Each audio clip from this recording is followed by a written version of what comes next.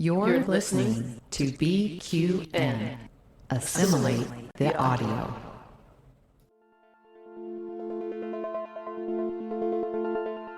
Infinite diversity.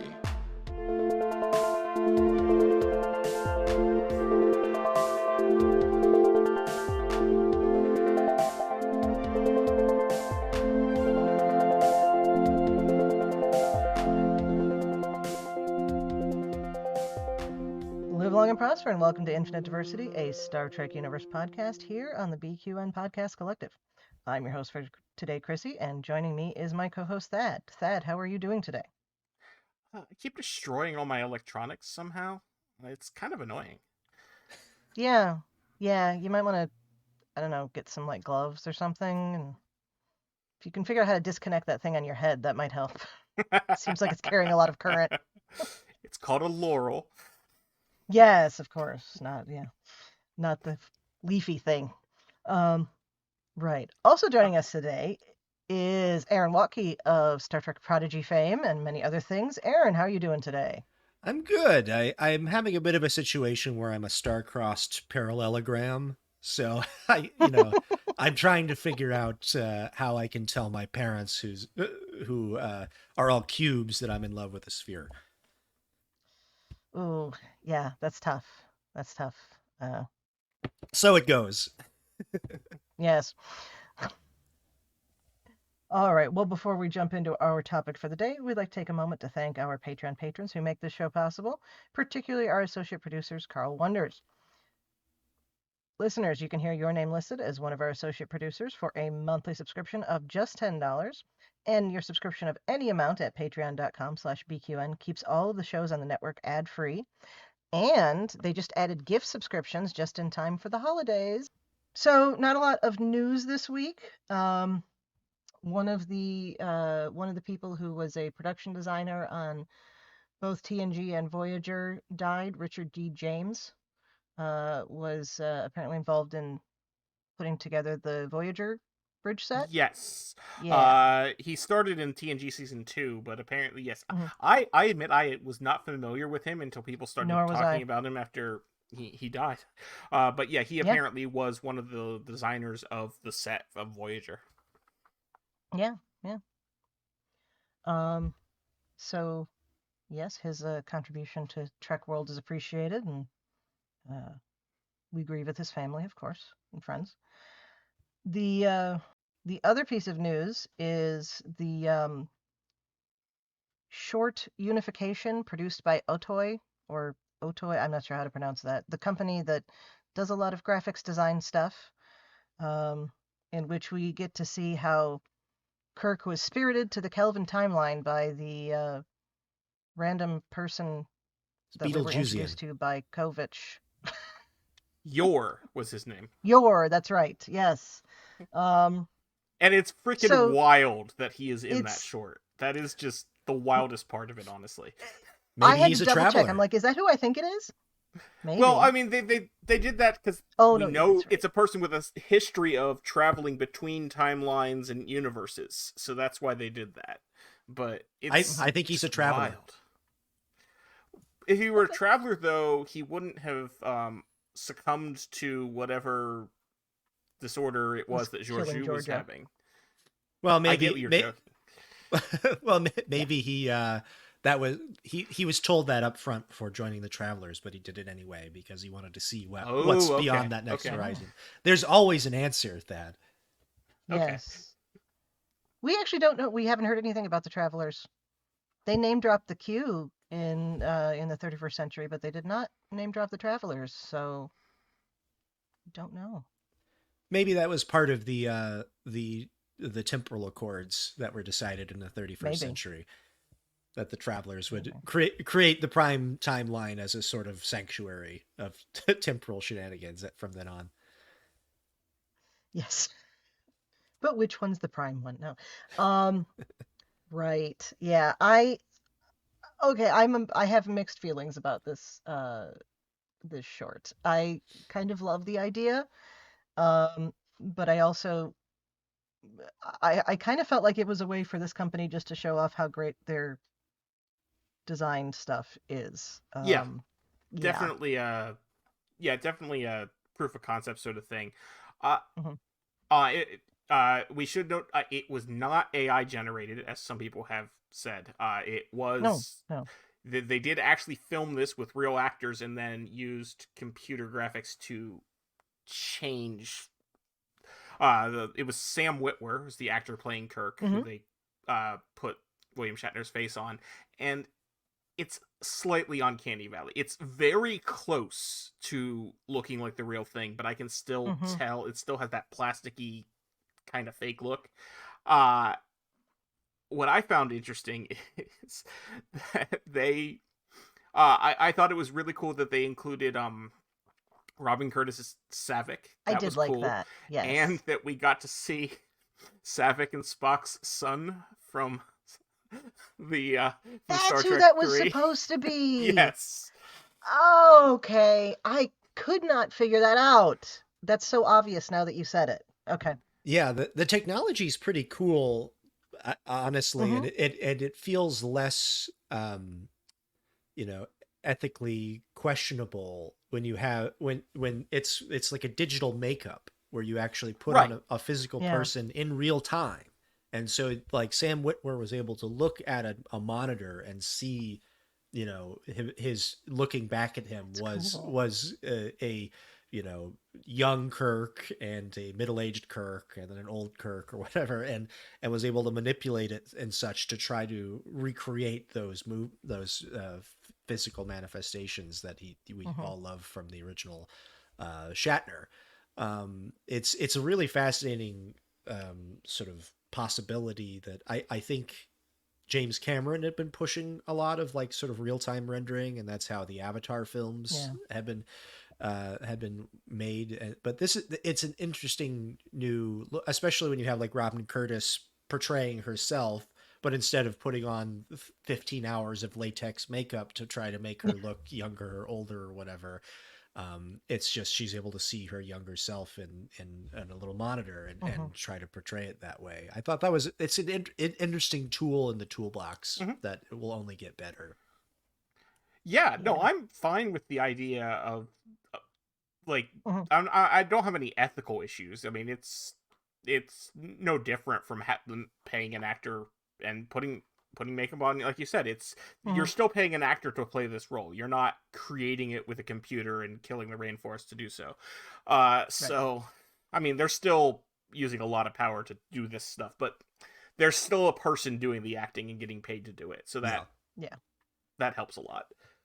Yeah, and Shatner is still alive to give his permission on that, and Nimoy's estate did. So I don't know all the details, but my understanding is Shatner was actually there for a couple of the shots. That makes sense. To try to like bridge the gap.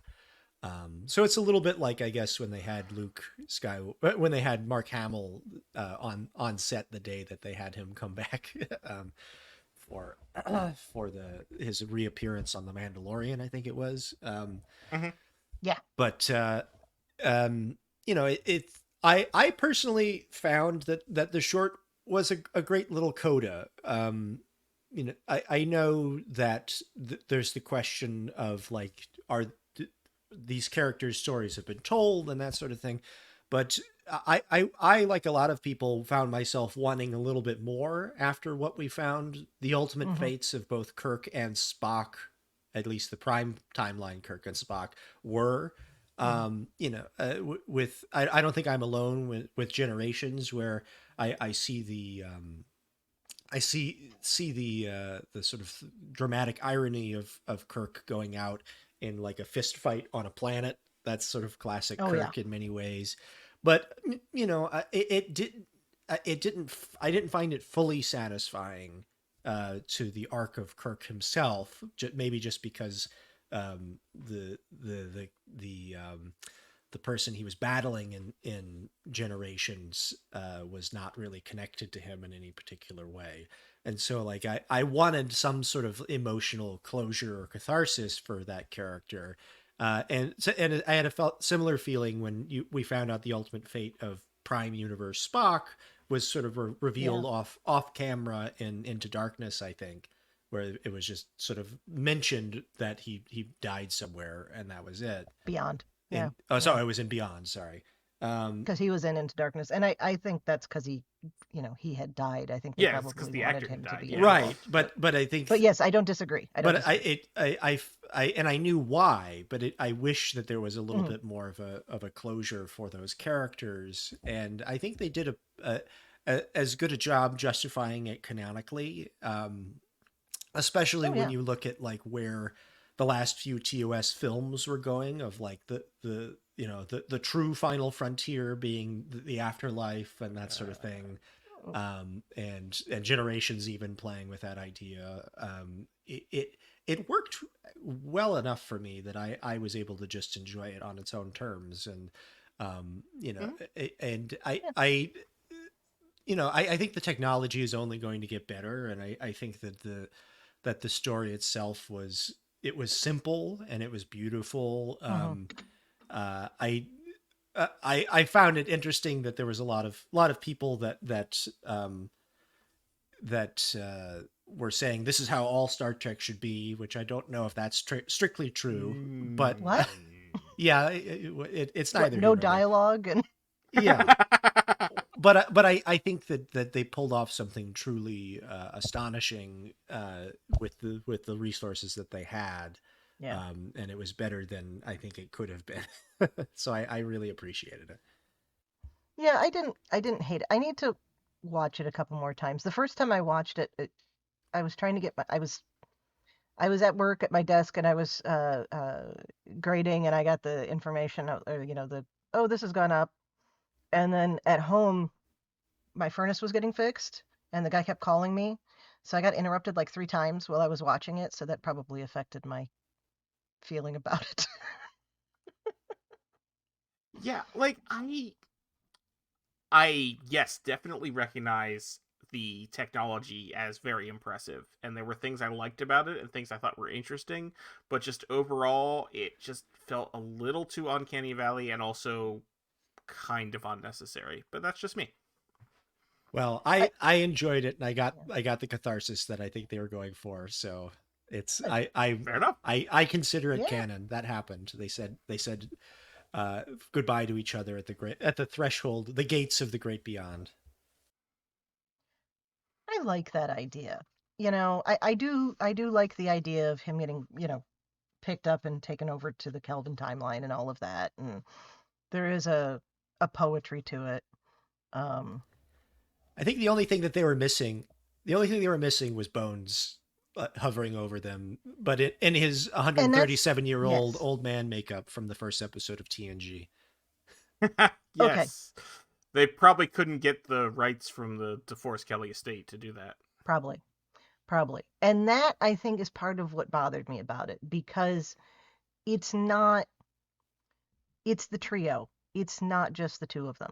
This wouldn't have, like, if you had done this, if Shatner had said no and they'd done it with DeForest Kelley, it wouldn't have had the same impact in that way. It wouldn't have felt right in that way. I almost feel like my first thought watching the end of it was that this confirms the Kirk-Spock romance, which is kind of maybe a strange thought to have, but it feels like without Bones there, I really don't see what else. And that's very limited of me to not appreciate a platonic relationship, but I don't know. It just I liked it, but it left me with more questions than anything. Just, because I have to be difficult. I don't necessarily know that. I think they designed it in such a way specifically not to confirm or deny Kirk-Spock romance. Yes. Sort of like Prodigy Season 2 did with Janeway and Chakotay. Right. But, I definitely saw some people saying, oh, this now makes Spurk canon. And I'm like, that is not quite what it does, but okay. No. It makes it seem more likely. Yeah. I mean, I think everything that was in the short was also in especially the later movies and stuff like. Oh, absolutely, yeah. Their bond, I think, defies explanation, which is why people find it so fascinating.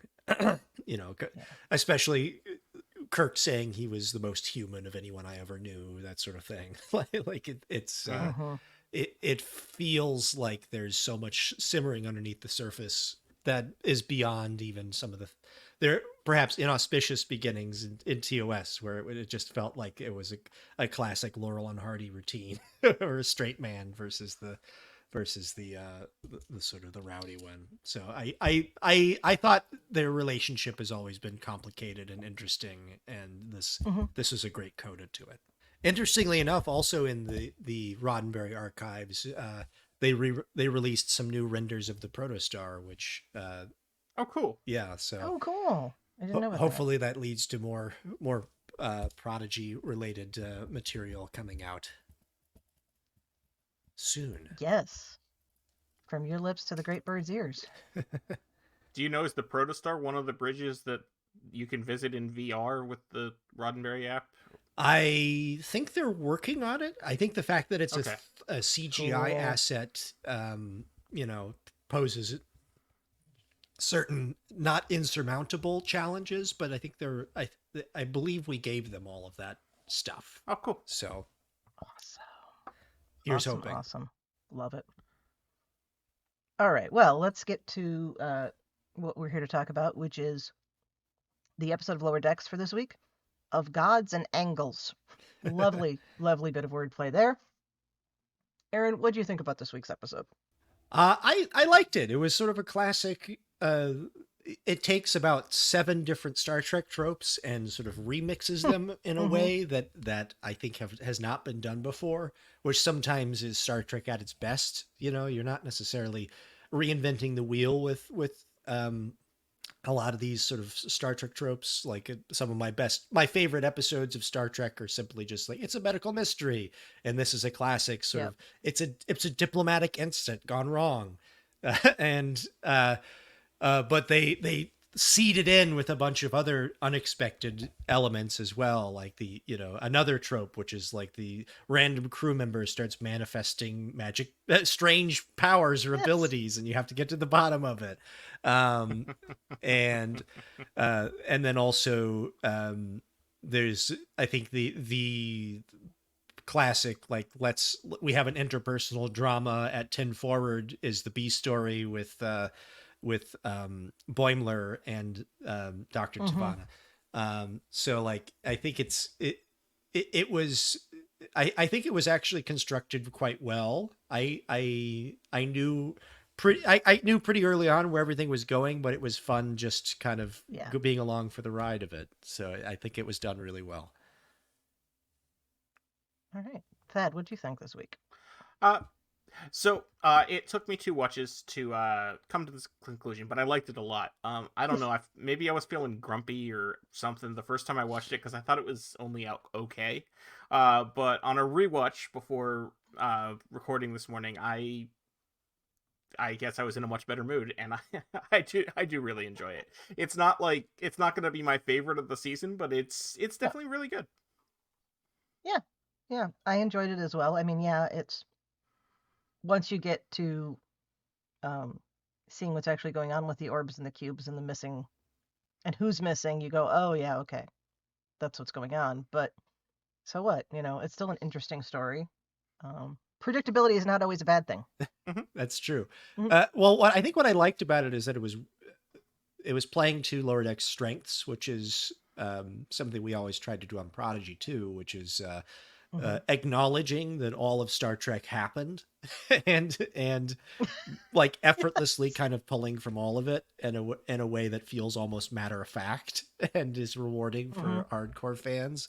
The fact that she's a demigod whose grandfather is Zeus is treated almost like, oh, she's from Paraguay.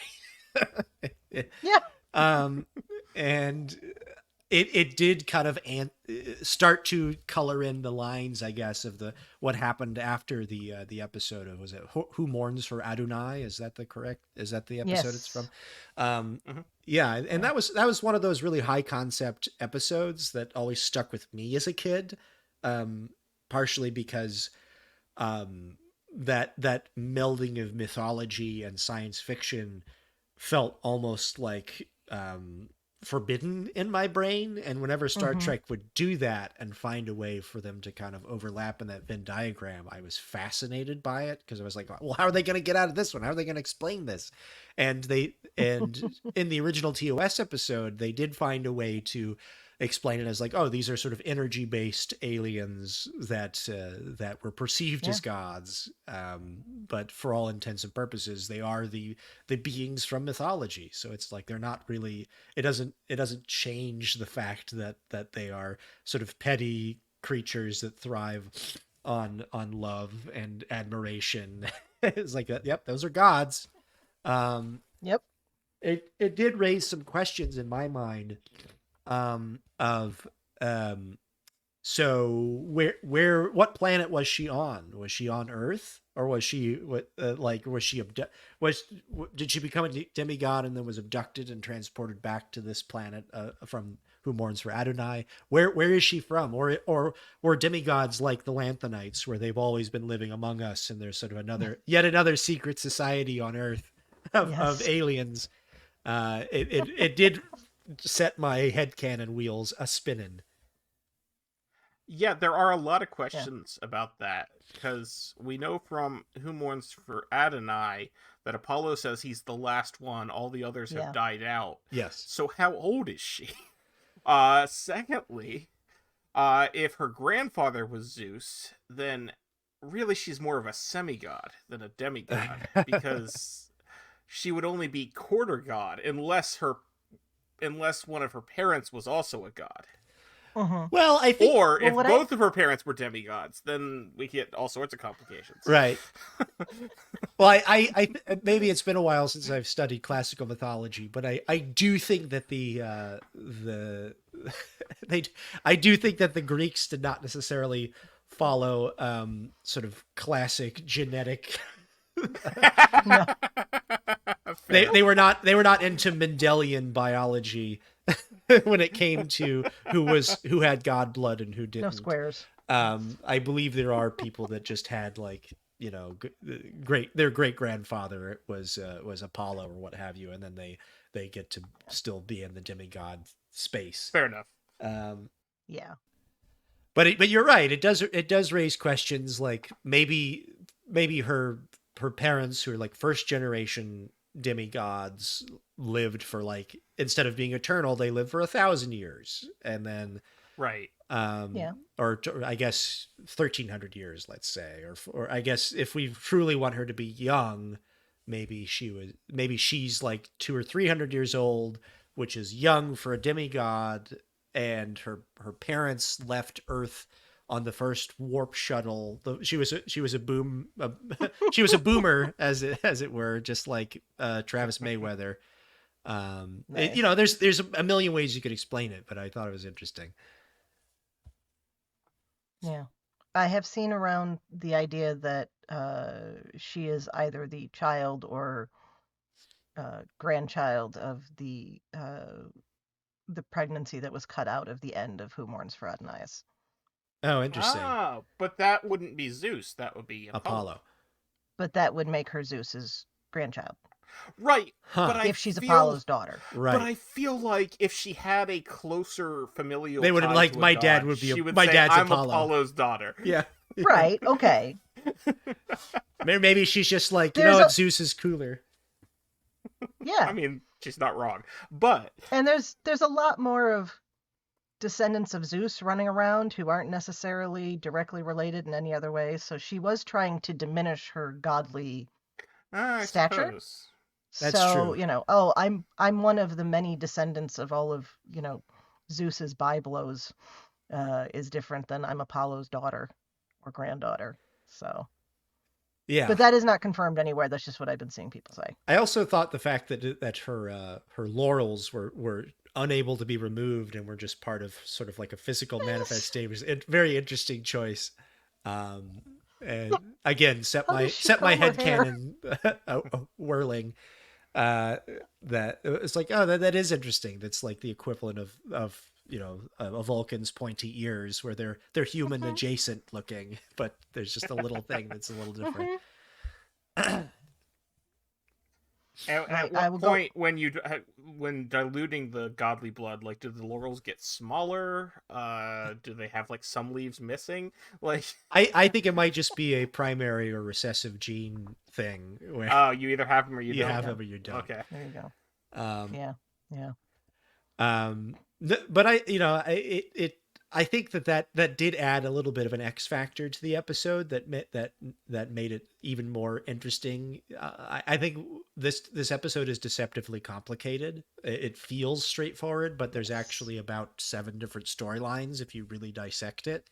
And one of them happens to be like a murder mystery. So the fact that they're able to negotiate all of that and still have it hang together an episode is actually impressive, mainly because you don't notice it right away, which is a sign of good craftsmanship, because you just like, of course that's how it goes.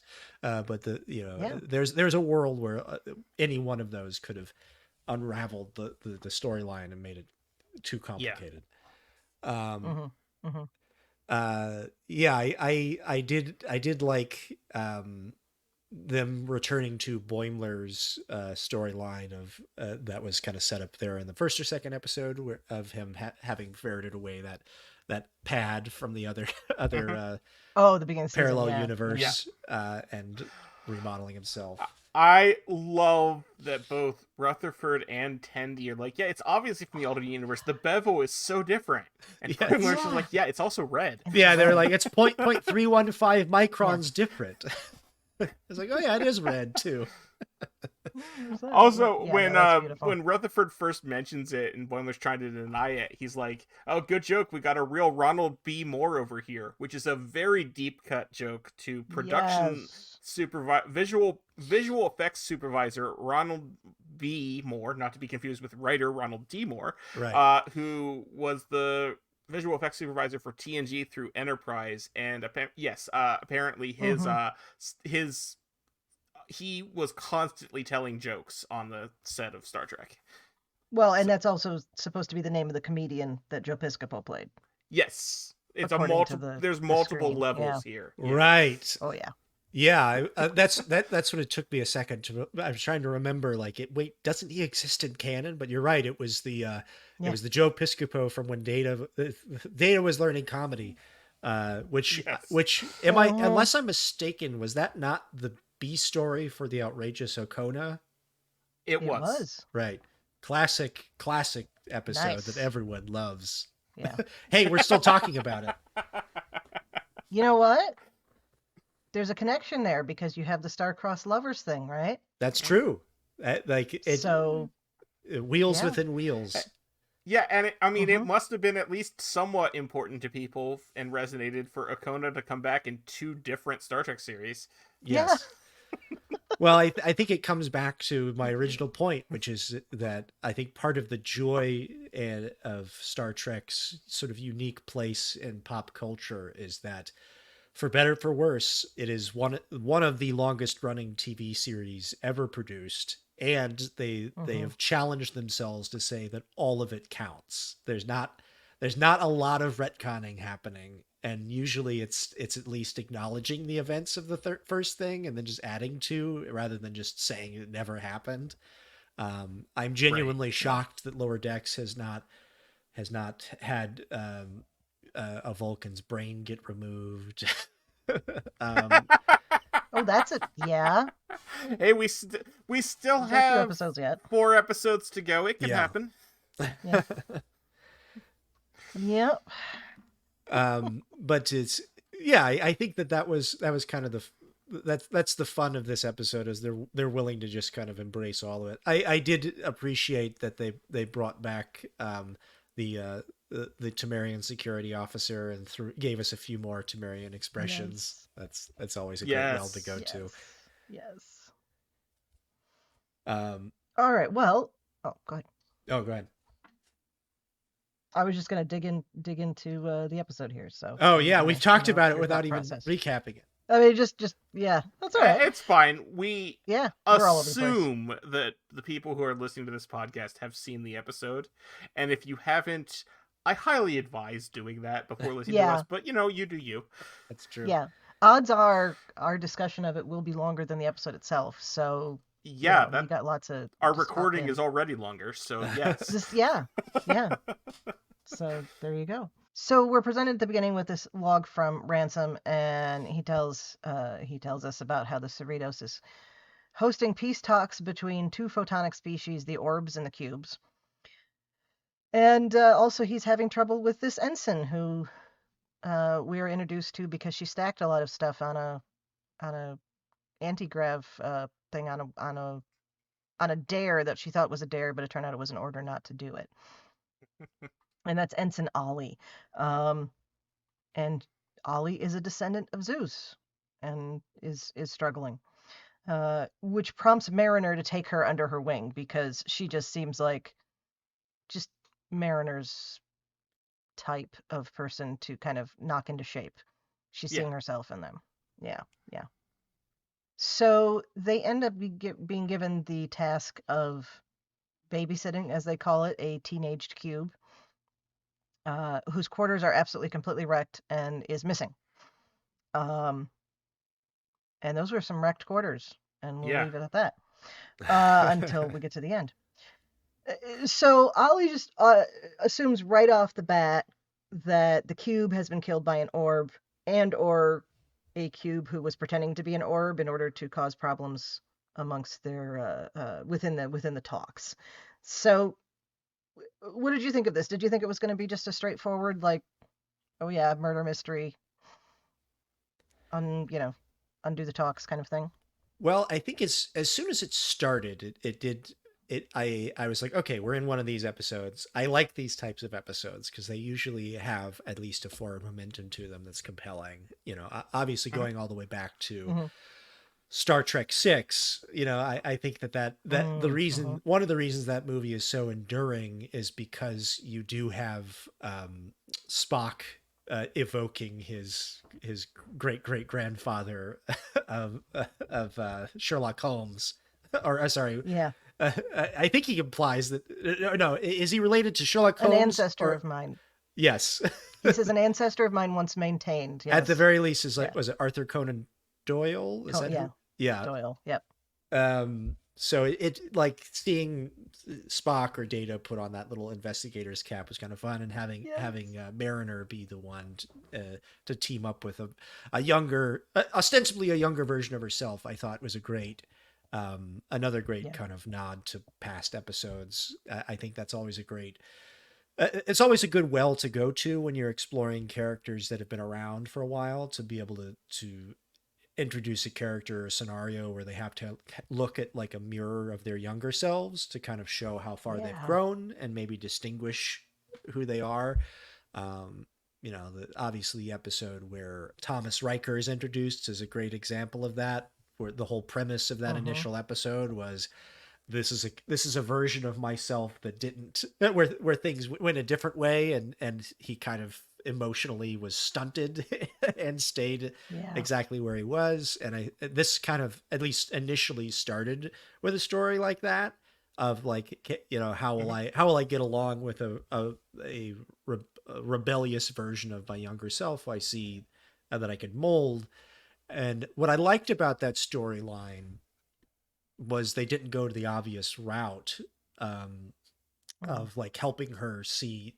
It didn't feel like it was Mariner reflecting on her younger self and saying like, and saying I shouldn't have been like that. Instead, it ends on a note of like, oh, each person is their own person, and it's a little bit foolhardy in a way to impose my own baggage onto you. You're your own person with your own issues, and you don't deserve me using you as a springboard for my own emotional growth. I thought that was an interesting narrative choice. So, they are looking into this, and there's a wonderful scene where she's interrogating the orb. It was an attempt at you think they're playing good cop, bad cop, but really Ollie's just gone off on the orb for no reason. Yep. And we do get that wonderful scene of the orbs working out in the gym. That was... Don't look at me, I'm not glowing. Yeah. Oh, is that like naked for you? I don't actually know. Yes. I get it. Yeah. In the meantime, Boimler is obsessing over this alternate universe pad that has all of this... I don't know, it seems like it's all Boimler's social media accounts or something. At first I thought it was just issues of the magazine, but now you see the messages. It's just funny. But he finds out that his alternate was part of Ta'ana's book club, which I don't remember ever hearing about. I think it's the first time we hear that she has a book club. And she also gives him a nickname, Flip. So he decides that he's going to try to convince her to do those things, because obviously that's why the other Boimler is doing so well on the command track. Yeah, in a weird way, this felt like if you know your own future, have you doomed your ability to follow that path? Yeah. It feels like it was in that same territory of even knowing your own future is to prevent it from happening, and you're tormented with the knowledge of what could have been. So I did actually kind of like that. That's how they were facing this, and yeah. I did have the question of like, I guess this pad had all of the personal records in addition to just because I think initially he was just reading the equivalent of like the 30 under 30 Starfleet article. Yes. And now it seems like he has his full log, which I'm perfectly fine with. This is a future iPad basically. So it could have, a ton more information on it. Yeah. Yeah, at first I thought it was just a reading pad too, but apparently the alternate universe has also figured out how to have multiple books and yes, that's one other things on pads. Instead of having a stack of pads on your desk, each one dedicated to a separate thing. They apparently didn't figure out that that's a security issue, and they have to air gap each one, and that's why they have multiple pads, and not because they didn't foresee personal computers being able to have a lot more memory on them. Yeah, so he goes into sick bay because he wants to, how does he put it, I want to learn about medical things from her. Yes. And then there was a great rainbow blood joke there at the beginning of how every alien has a different colored blood. Yes. We need Ferengi and we'll have the whole rainbow. Yes. They're all full of pathogens. He does a flip and doses himself with a cart full of untested anesthetics, which you just have hanging out in sick bay. It's fine. I like as they're following, he just goes, "Oh, medicine." So she fixes him up, comes back from that, and then in looking at the messages on the pad, which he does with Rutherford and Tendi, this is where we get it's red, and that's why it's different. Well, that's the second time that happens because it has Rutherford earlier. Yeah. Right. So they're listening to the messages, and this is one of those cases. Thad, you and I have had this conversation a number of times about how I think it would be nice to have an uncensored version. And you always remind me that Mike McMahon says no, it's never going to be uncensored because it's funnier if you're trying to figure out what they're saying. The beeps are funnier, and this is definitely true here. Yes. Because whatever it is.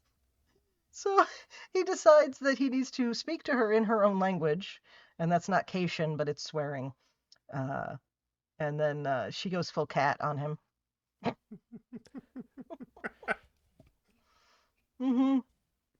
Yeah, it is kind of funny when there's so much hay made about, oh, it's actually just parallel evolution. They're not actually cats, and then we're like, no, they're cats. They like they're cats. Yeah. Do you think if you gave a Cation some catnip, it would affect them? Because I know catnip. Oh, for sure. Well, that's the question. It's I think they've done this test where if you give catnip to what do they call, like, the big cats, it's like 50-50 whether it'll affect them, but you can find okay. You can find montages where it's just like a leopard has some and goes crazy, and then a tiger has some and it's just like, what are you doing? Why are you? But then a lion has some and the lion goes crazy. So, but that's also true for like, I mean, I don't know, maybe it means all tigers don't react to it, but like some house cats don't react to it either, and some house cats go nuts for it. So yeah, it's true. I guess it's really the question of whether an individual cation is like a lightweight. Well, it's like humans with intoxicants, you know. Some people, like you say, lightweight or not, but is Dr. Tiana a cheap date? Is she? How many glasses of wine? You'd have to ask Shax. How many glasses of catnip wine? Yeah. Oh, I love that. I like the idea that it's, I mean, parallel evolution, but the basis is felines instead of apes. I mean, that's not too far out from I think it's perfectly reasonable for like an apex predator to evolve into a humanoid species. Actually, that makes more sense than the non-apex predator that did here. So, of course, he became the apex predator. But wasn't until after the evolution. Apes are pretty high up on the food chain. They are. That's a whole other thing. Okay. Right, lost my train of thought there. Yeah. So then we cut back to the orbs and the cubes in the conference room, because we must have a conference room scene. And they are demanding to know where their children are. And that's when you go, oh yeah. Yeah, that's when I had a suspicion from the very beginning when they knew, we're going to check on this cube that's been shut away this whole time. I'm like, oh, something's going on here. And then this, I'm like, oh, well, yeah, obviously it's, Romeo and Juliet. I hate to admit this, because I said this on the social media the other day, and people were like, you're humble bragging. I'm like, no, it just comes with the territory. As soon as they emphasized saying it was a teenaged cube, like that was the introduction of the character, I was like, it's Romeo and Juliet. Makes sense. Yeah, I could see that. I knew there was something going on with that. I knew it wasn't just a straight up murder. But yeah, that's. I thought he had run away. I was like, oh, this sector is fair Verona. Yes. So we find out, because of Ollie confronting the two sides at the conference table, that she actually was aware of the fact that the cube had disappeared. She thought that she would be blamed because the pad was melted. And so she hid it. And that's how Mariner finds out that there is more to her than just, she's not just a screw up. There's actually something that's causing these problems for her. And she's trying to get through it. And then the orbs and the cubes go back to war and punch lots of holes in the hull, except they don't.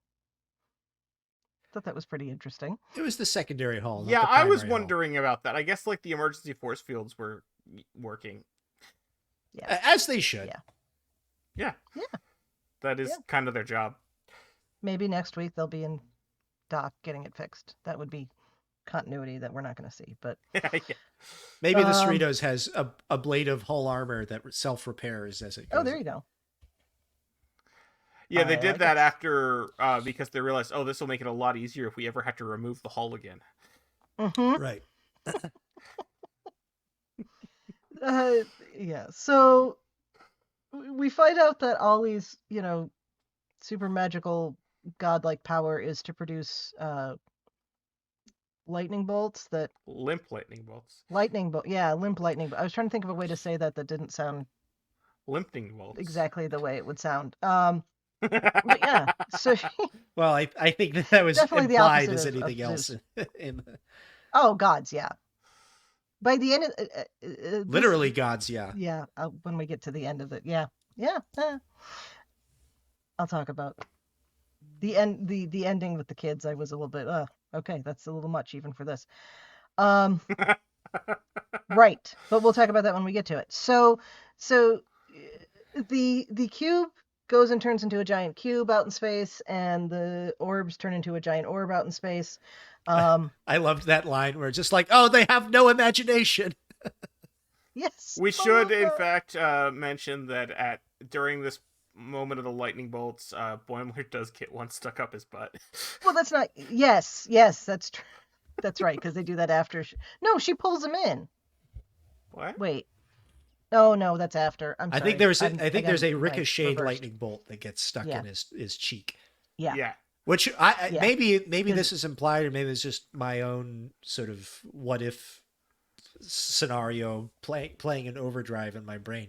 Is it possible that if Boimler had not been so obsessed with all this, because I think that the original timeline that he was trying to recreate says that it was in the battle or whatever of this confrontation that he gets the nickname Flip. Is it possible that he got that nickname because he would have to flip over to which cheek he sat on for a little while? That was my head. I like that, because I kept waiting for like what is the moment that would have been, but they didn't quite go there. So maybe it's forever lost to the sands of the writer's room. Yeah, I like that. Right. I was getting my time in the shuttle bay confused and thinking about what had happened after. So Ollie, pulls everybody together, and then they combine in space, and they continue fighting each other. And then Ollie uses her engineering knowledge instead of her godlike knowledge to pull them into the shuttle bay with a tractor beam. Yes, and before they do that, when they get permission to do that, we have my favorite line in the episode, which is when Mariner says, "We know we shit the bed, but we deserve a chance to change the sheets." Yes. and then which is funny in and of itself, right? The people on the bridge were just like, "It tracks, but that's so gross." Yeah. Because Billups is like, "Ew." She's like, "It's a metaphor." It's like, "Yeah, a bad one." Bad one. Yeah. I've never been a fan of that metaphor. I mean, I get it. It says what it needs to, but I agree with Billups. Yeah, so pulls them into the shuttle bay, takes all their power away from them, their glowiness. And then we find out where the missing orb and the cube have been, and they produce Aaron. Which I certainly appreciate the name. Yeah, I thought you would. When I was writing that down, I'm like, oh, it's perfect.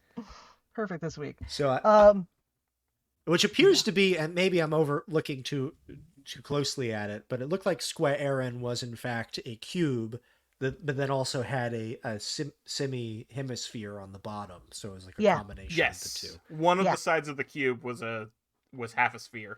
Right. Yeah. Which I actually looked up what is that geometric shape, and I was surprised to learn that there is not a specific name for that geometric shape, at least as in my research. Well, Aaron now. But it could be the thagomizer of mathematicians. Thank you for getting that. That's but I was gonna say you're gonna have to tell me that one. It's a Far Side joke. So there was a Far Side joke of like, what are the spikes named on the end of a stegosaur? That's right. Yes. And the joke was like, there was a that the scientist was like, this is the thing that killed a caveman, so we call it the thagomizer. Thagomizer, yes. I did look. Apparently, there is like a more general name for this shape that Aaron was created into, which is a cuboidal hemispherical composite, or a cube hemisphere hybrid, which feels appropriate for this particular event. Yeah. I didn't even think of looking that up. So not only do we find out that Orb and Cube have produced a Squareron, they've also tell us all about their relationship right there. And that leaving a mess is one of their kinks. I just... I touched that. Yeah. Like, I mean, it is perfectly on par for Lower Decks, but I think where I had trouble with that was squaring, and if you forgive the term there, squaring the circle. star-crossed lover teenagers with being sufficiently sexually advanced to have a kink. I think that's right. It's like, oh, well, okay. Here's a question about the physicality, I guess, of these alien beings, because this is not the first time we've encountered photonic alien life forms. From what I remember, obviously you could make the argument that holograms are photonic beings with varying degrees of sentience. But I think the first time unless I'm mistaken, I think the first time it's openly laid out as these are photonic beings, it was in the Voyager season 1 episode Heroes and Demons, where the doctor, they take out like these aliens that come out of a sun or something, get stuck in the holodeck and almost like take it over by accident in Beowulf, and then the doctor has to go in as the only photonic being on the ship to interact with them by playing out the Beowulf adventure. And so it does open the question of just like the physics of what they are made of, how they're attacking each other, how they touch things. Is it all energy manipulating force fields? In which case, what was the mess left behind? Was it force fields? Was it energy?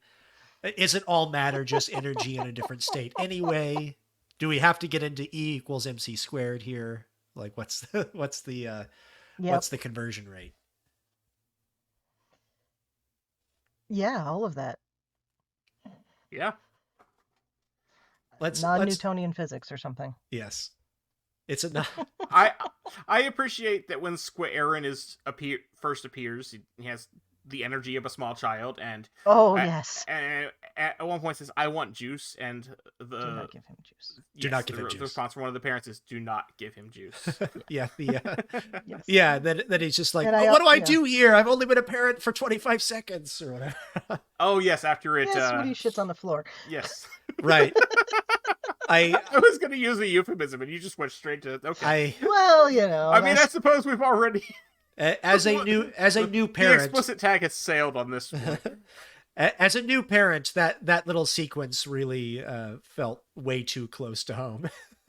Yeah, I think shit is not explicit. Yeah, shit is explicit as far as Apple is concerned. Actually. Oh, okay. Well, then I will tag it appropriately. But then we can talk about Boimler's new nickname at the end too. Yes.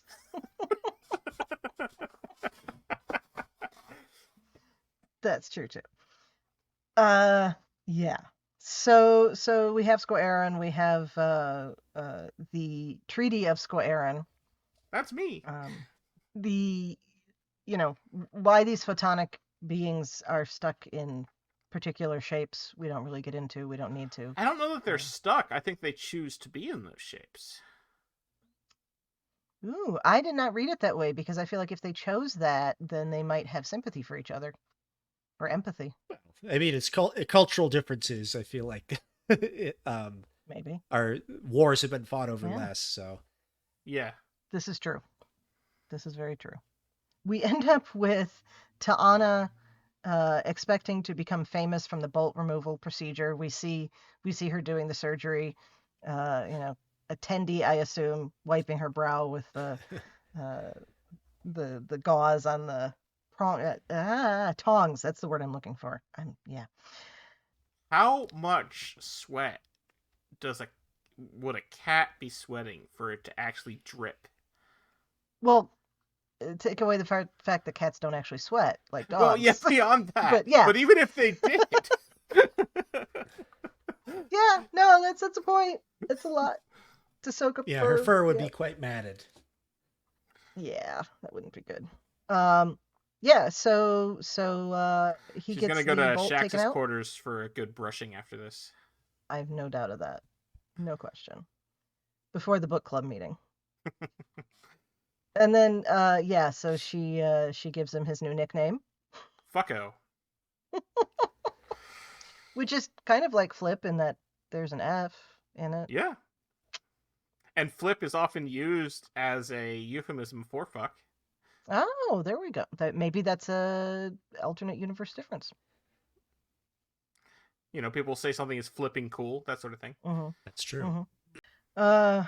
What do you think? What book do you think they're talking about in the book club? I don't know.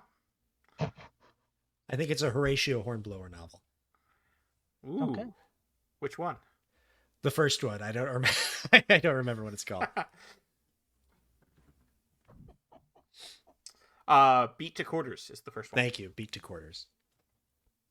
Okay. There you go. Just revealed a different side of my nerdiness, I suppose. Nothing wrong with that. Horatio Hornblower and Star Trek are related, so. Although the first chronological Hornblower novel is Mr. Midshipman Hornblower. Cool. Anyway. So, sorry. No, you're fine. If Abby and I can wander off into talking about the Little House books, I think you can wander off into Horatio Hornblower. Hey, I've been part of those wanderings too. No, that's true. You have. That's true. You have. Yeah. Anyway, so this convinces Rutherford that Boibler's doing the right thing by trying to copy someone better, which is the message that we get out of this. And he's like, no, that's not. That's not the lesson to take from this. No. And it'll be interesting to see if Rutherford starts adding more parts in order to copy someone better, because it's a little different for how that Rutherford was. Mm-hmm. So. But Tendy's back now. And then Ollie ends up in engineering. But Tendy's back now, so that makes a huge difference. Ollie ends up in engineering, but she has to first spend a night in the brig. She loves being in the brig. The brig is her favorite place. But she's nothing like Mariner. Nothing like Mariner. The end. So I will say one thing I like is that and we've probably seen this with characters before, but I like that Ollie is a larger woman, which is representation. Thank you. I was going to bring that up. Lot, and especially in animated things. Yes. She is how the Greek goddesses should be portrayed.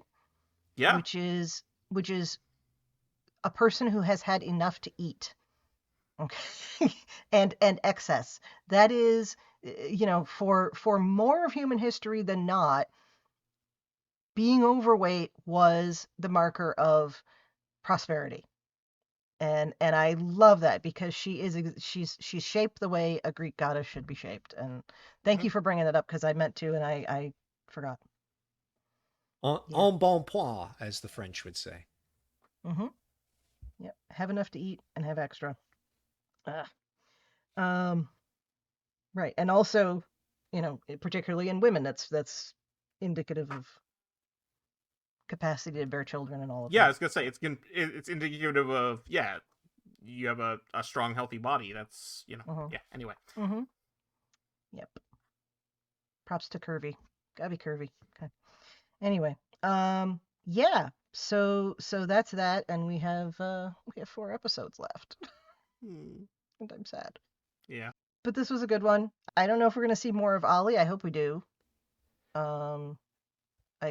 She kind of has the vibe of someone who would come back later if there were more. Mm-hmm. So yeah, I suspect that she'll be around. If there's anything I have learned from Star Trek, is that if there's a fan favorite, they'll find their way back into future episodes. Yeah. Oh yeah, for sure. Or a room favorite, for that matter. That's true. Well, anything else we want to? Did I miss anything? Anything else we want to say about this one? There was one line that I wrote down because I thought it was so fun, which was, I think at one point when they're interrogating one of the photonic beings, there was a line, "You couldn't square the thought of making peace, so you iced a cube." Yes, I like that too. Like, very clearly someone was very really proud of that. And they should be. I appreciated it. I just wanted to say. There's something else that has probably been happening the entire time, but I noticed it in this episode, but it's probably been going on for all 5 seasons, is that I noticed that they do camera tricks like you would if it was actually being filmed. Like there was a scene where Mariner's in the foreground and Freeman's in the background talking, and they put Mariner slightly out of focus. Yes. Which is what would happen if you were actually shooting this in a room with a camera, but like animated, that's not, obviously there's no camera. So I haven't noticed that, but I can totally see that.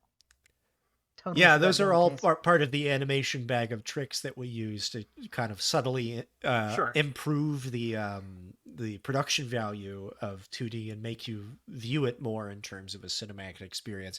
Another thing you might notice is occasionally they will do an artificial camera shake to make it look like it's being held by a human being during an action scene, but obviously that's not the case. They do that in post to move it around to make it look like frenetic, like you're almost like you're a war cinematographer or something trying to record the action as it goes, but they had to physically do that in an animated show.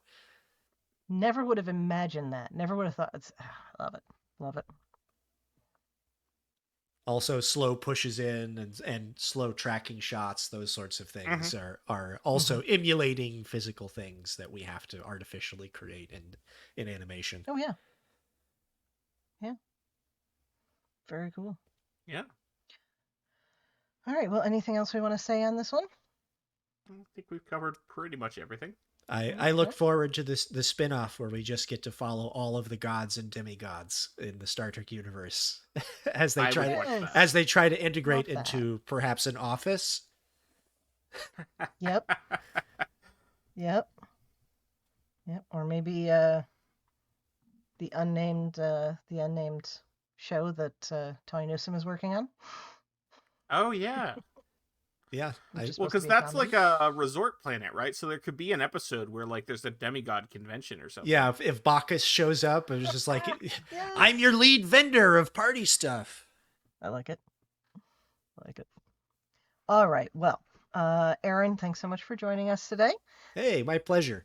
Where can listeners find you online, and what current and upcoming work would you like to mention? And, if you have information that you could give Infinite Diversity a bit of a scoop, that would be cool. Well, you can find me on all social media across all platforms, whether you like it where the skies are blue or where threads are sewn or where prehistoric elephants roam, or the other place. You can find me at Good Aaron, GOODAARON. I always try to keep you updated with any of the stuff that's going on with my projects now or in the future. Keep watching Star Trek Prodigy seasons 1 and 2 on Netflix.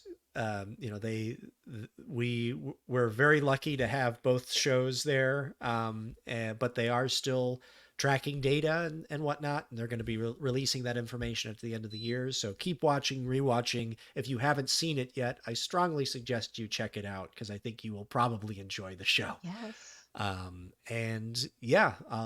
Otherwise, if you have any questions or comments, feel free to whatever the neutral term of tweeting at me is. At me. There you go. Thad, where can people find you when you're not trying to figure out how to deal with your laurels that won't come off? Well, it wouldn't be a problem. It wouldn't be a problem for me for coming here, at least. Best place to find me... I was trying to find someone else to say it. I couldn't think of anything. Best way to find me would be probably on Blue Sky is the social media I use the most. I am at Tyrannicus. That's TYRANICUS. You can also catch me slightly less on Mastodon and Threads. I am trying not to be on Twitter. You can hear me on the podcast I do with my friend Carl called License to Spiel. That's license spelled with a C, like the British do it. Where we started out talking about James Bond and are now talking about other movies and shows. We're currently working our way through Columbo. Cool. Chrissie, where can people find you when you're not doing clever things with a tractor beam? Yeah. Great. Well, in addition to here on Infinite Diversity, you can find me on History with the Szilagys here on the BQN. That's that short history podcast I do with my fellow historian partner, Jason. I'm also happy to chat about our shows in the BQN Collective on Facebook. And I'm on the various socials, but primarily Blue Sky at The Goddess Livia, and that's TheGoddessLivia, where you can see my opinions about Star Trek history and leftist politics. Don't forget all the other great shows on BQN. Here's a recording of Amy to tell you all about them. What shows are on BQN, you ask? Well, here's a rundown of some podcasts you might be interested in. All Good Things, a Star Trek Universe podcast covering all of Trek, hosted by Amy, Mark, Christos, Kelvin, and Kristen. Whether you've got Xbox or Nintendo, check out Bargain Bin Gamer, a YouTube show hosted by Davey, a self-proclaimed gamer who specializes in reviewing and showcasing affordable video games. 2 episodes enter the arena, 1 comes out victorious. Join hosts Joe and Kevin, and a guest, as they debate which should win the Batleth battle. Grab your popcorn as you listen to Cinema Z, a film discussion and review podcast showcasing films you probably missed, but should definitely check out. Hosted by Mark and Matt. Don your apron for The Food Replicator, where Matthew eats and drinks his way through the Star Trek cocktail and 3 cookbooks. Beam Aboard Galaxy Class, a Star Trek Next Generation podcast covering all of TNG, hosted by Steven. In order to not repeat it, listen to History with the Szilagys, a snippet of historical events from around the world, hosted by Chrissie and Jason. For the newest Trek coverage, check out Infinite Diversity, hosted by Chrissie and Thad. Curl up with a good book and delve into Beta Canon with Peter, host of the online Trek Book Club on Twitter, and his new companion, Trek Book Club podcast. Test your Trek knowledge with Trexperts Quiz, a Star Trek quiz show hosted and written by Davey. Whether you're a member of Starfleet Federation or Planetary Union, go check out Union Federation, covering current Star Trek and the Orville, which we all know is really a Trek show, hosted by Kyle, Kevin, Amy, and Haley. Head over to YouTube and watch The View Screen live on Sundays, your Trek-inspired talk show hosted by Kelvin and Amy, with Season 2 starting in September for a 10-week run. Spill the tea with Christos while he discusses current Trek news and events and explores the world of fandom via guest interviews, all with a LGBTQIA+ perspective on What's the Tea Bab. And for our Patreon members, we have The Hive Mind with monthly script readings, Let's Fly, a Discovery reaction show, It's Green, a cornucopia of topics, Amy's Math Moments, a quick look at math moments in Star Trek. We know you have a choice of podcasts to choose from, and we thank you for listening to BQN. Assimilate the audio. Thank you so much for tuning into Infinite Diversity. Thank you to Zach Tripp for the wonderful theme music and Mark White for the awesome short. Please subscribe in your favorite podcast player, and don't forget to rate and review us there as well. If you want to reach out, you can find the network on the socials at BQN Podcasts, or our show specifically at IDIC Podcast. You can also talk about any and all of the BQN podcasts in our Facebook group, the BQN Collective, and join our Discord server.